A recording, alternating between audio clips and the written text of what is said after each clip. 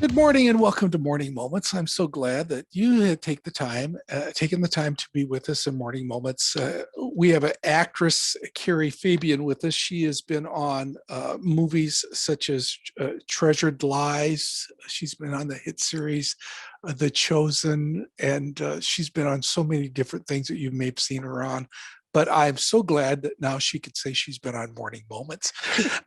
Kari, thank you for coming to Morning Moments. Thank you so much for having me. I'm loving it. Tell me about yourself. What do you do and why do you do it? That is a great question. I think actually that's a question we should be asking ourselves all the time. It is a very profound yet simple question. So the first half of that question, the answer changes frequently, and the second half always stays the same. The first half, what do? I do lots of things. I'm an actress. Primarily in film, I do acting and editing. Although I've done a few other things. I am a worship leader at my local church. 10 years ago, really good friends of mine and my husband's got together and we actually planted a church. So we just celebrated our 10-year church family anniversary, April 1st. So I get to minister to my local body that way. And I am a wife and a mother and a child of God. So I'm many things. And why do I do it? The Great Commission, to go and make disciples and baptize them and teach them. And film allows me the go in a way that I could never go in my own life. And the amount of time I'm given on this earth, I could never go in front of as many people as the films I'm a part of can reach. Yeah. And that is one of the reasons I love film. Being a worship leader allows me to do teaching and ministering hands-on, like one-on-one. So I get to do that portion of it. And then with film, I get to speak into people's lives that I'll never know. Like you had mentioned, I worked on The Chosen. I worked on what's now known as the pilot episode of The Chosen. So this was before it became The Chosen. I spent a week down on a farm in Illinois with Dallas, and we made a short film for his church Christmas service.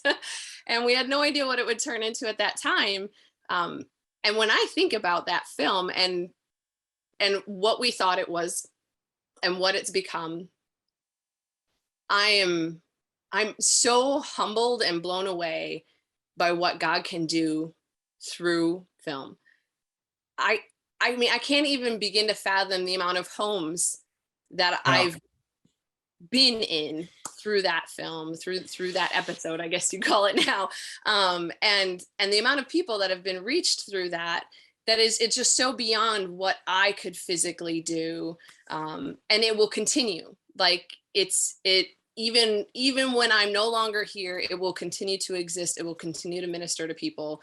And that's just such a humbling thing to be able to be a part of that, to be able to collaborate with so many other people that have the same heart for God and for people, and to work together to want to reach people with the gospel, to want to do the Great Commission. Like at the end of the book of John, when Jesus is asking Peter, "Do you love me?" And Peter says, "Of course I do." When I first read that part, I thought Jesus repeated himself 3 times. I thought he was being redundant. And it wasn't until about a year ago when I really studied into it. And I've in the past few years really gotten into looking into the Hebrew and Greek translations of things. And I realized Jesus said, "Feed my lambs." And then he said to tend my sheep and then feed my sheep. So there's 3 different things. We need to feed the little lambs, and then tend, which that Hebrew is to shepherd and to guide. So it's not to feed, it's the guiding of his sheep, which would be the grown-up version of lamb, and then to also then feed those sheep as well. So he wasn't being redundant. He was being all-inclusive and saying, so which is the go and to the teach, to make disciples, and then to teach them to follow his laws and his ways, and to baptize them. I realized how much that how inclusive that part of it was. And then he finishes that off by saying, "Follow me."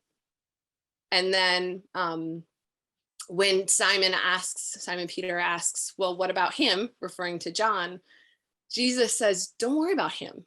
If I want him to live to the end of the age, he'll live to the end of the age. You worry about you." Yeah. And that spoke to me so much, especially as an actress and in the world of social media, when we're constantly just almost forced to compare ourselves to others. And in the world of highlight reels on Instagram and Facebook, it's really easy to look at what others are doing. And even like, I want to be excited for my fellow actors and actresses, and I love encouraging them. And but you see like booked it post and you're like, "Oh no, am I not doing enough?" And then I just have to remember, God, don't worry about them. Yeah. Follow me. You do what I've called you to do, not what I've called them to do. And I find that so encouraging, to do the Great Commission. And then knowing that there's not one answer. Like I said before, when you had first asked me the question, the first part of my answer changes frequently. And I think that's okay. Yeah. I don't think God has a like specific, he's like, "Okay, I'm going to have you do this and then this and then this and then this, and that's the only way you can go and make disciples." It doesn't matter how we do it. It matters what we do. The going and making disciples, that's what matters. How we achieve that, he kind of leaves up to us. The younger me, if you would ask me, the younger me, what in my 60s, what I had accomplished and what I'd done, I would have said, well, I would have been a psychiatric nurse and a pastor, a child evangelist, a hospital chaplain, and the list goes on of things that I've done through the years. But I would have never, ever guessed the journey. The learning is in the journey. The strength is in the struggle.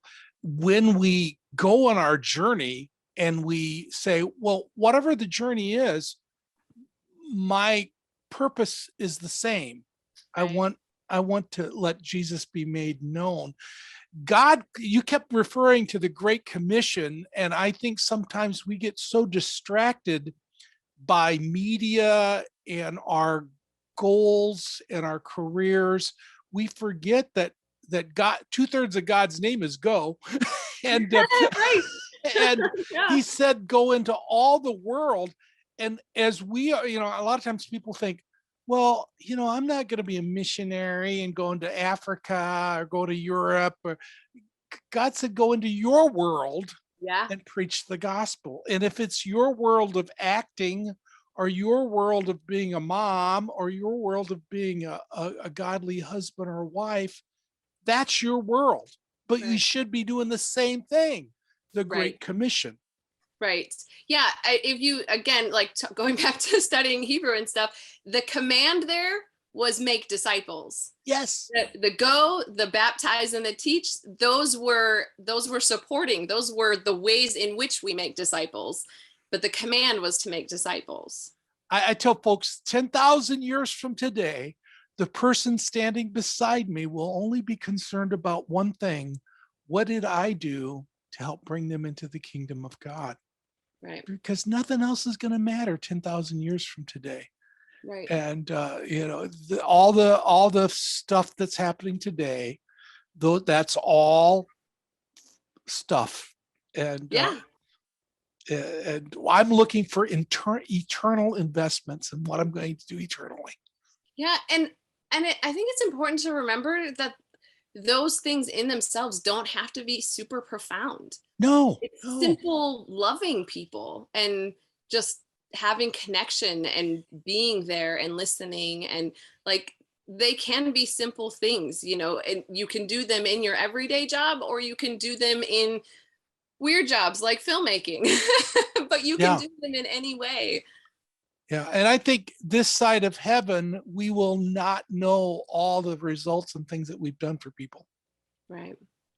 Oh, absolutely. I don't think there's any way we can. Well, I mean, again, going back to the idea with the chosen and being part of that, there is no way this side of heaven I would ever be able to No. even begin to grasp the impact of that.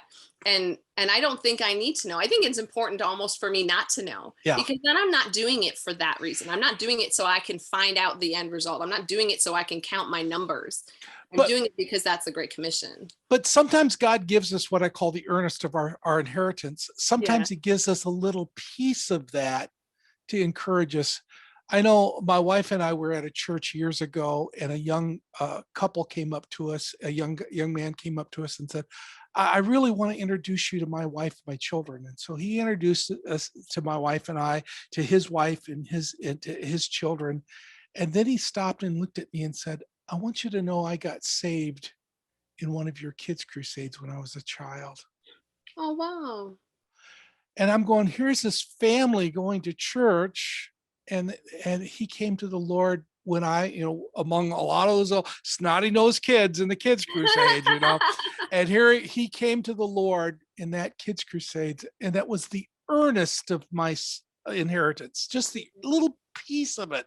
So sometimes you wonder, well, God, what am I doing in worship? What am I doing in film? What am I doing with just taking care of my toddler every day? What do you got for me? And God says, just keep doing what you're doing. Yeah. Yeah. I think that is definitely a big thing, is um, to be able to sustain the work, Yeah. to carry on. And I guess that's part of faith, isn't it? Is doing things even when we can't see the result right away.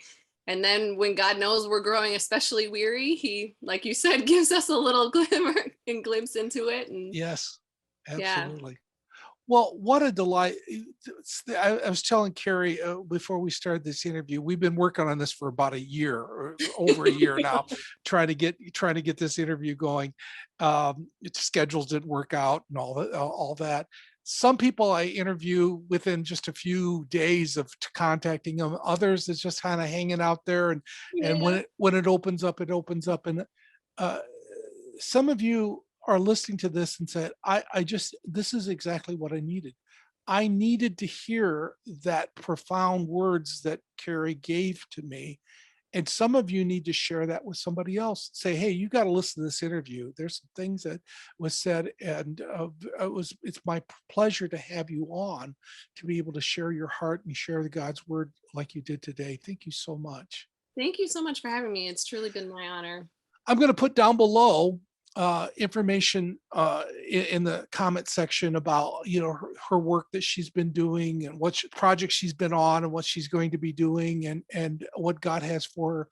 But more important than any of that, when you see this interview, I want you to stop and be praying that God would continue to bless Carrie in her work, with everything she does. She says there's a lot of things that changes with the first part of that question, but the last part of the question, she wants it to be the same. She does it for the Great Commission, the purpose of the Great Commission. Thank you so much, Carrie, for sharing your heart Yeah, with us it's today. been my pleasure. Thank you so much for having me. Thank you for joining us with Morning Moments. Please share this with somebody else, and if you would, please keep coming back for some more Morning Moments.